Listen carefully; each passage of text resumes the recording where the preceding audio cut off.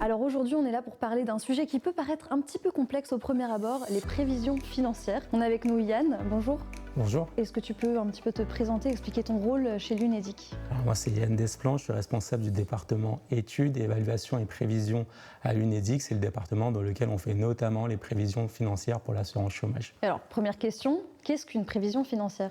Alors une prévision financière, c'est assez simple, c'est un exercice pendant lequel on va finalement essayer de prédire de la manière la plus pertinente possible ce que va être le solde de l'assurance chômage dans les 2 ou 3 années qui viennent. Les prévisions financières, elles vont servir à éclairer les décideurs publics dans leurs décisions qui vont soit impacter les règles du régime d'assurance chômage, soit sa santé financière.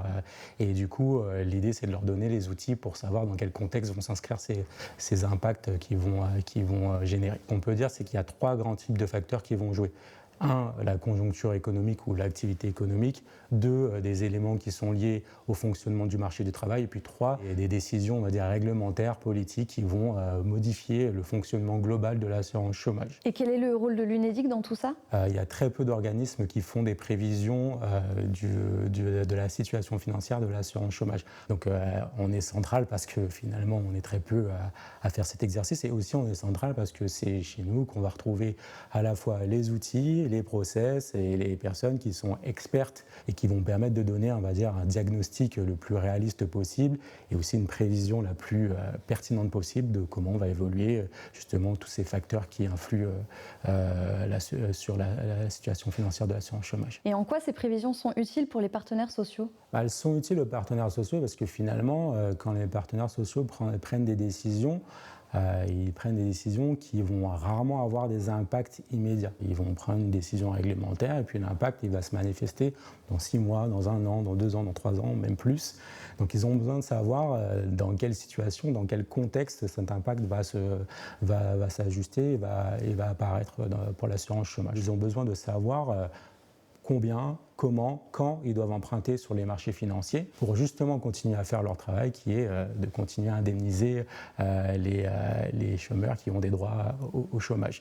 Il y a aussi cet aspect-là des choses, on doit aller justifier que la dette va évoluer de telle ou telle façon parce qu'on veut aussi avoir une garantie sur nos emprunts. Ces dernières années, est-ce qu'il y a eu des événements particuliers qui ont fait bouger les prévisions financières de manière complètement imprévue? Je pense que l'exemple qui parle un peu à tout le monde, c'est la crise Covid. On a eu un choc, on va dire, d'activité qui a été extrêmement importante. L'activité a chuté.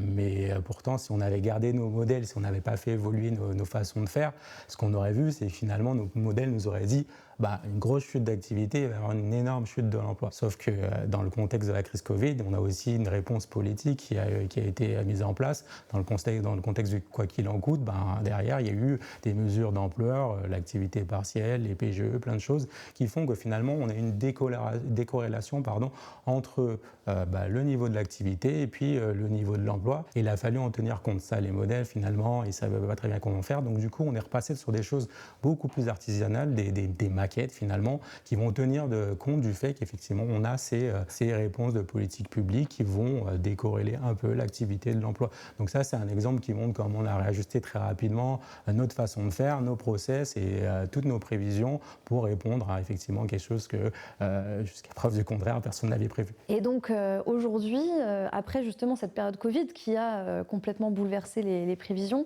où est-ce qu'on en est aujourd'hui de cette dette? Alors après le Covid, on a eu un rebond de l'activité économique, un rebond de l'emploi, des choses assez massives. On a les premières années réduit la dette du régime, on est passé à 59 milliards d'euros plutôt que 64 milliards d'euros. Mais ce désendettement, finalement, il a été ralenti. Parce que la conjoncture s'est un peu grippée, mais aussi et surtout parce que finalement, il y a eu des décisions de l'État qui ont pesé sur les finances de l'assurance chômage, notamment des prélèvements sur nos recettes de l'ordre de 12 milliards d'euros qui ont ralenti le désendettement du régime. Eh bien merci Yann, c'est beaucoup plus clair. Abonnez-vous si vous voulez en savoir plus sur le chômage et l'emploi.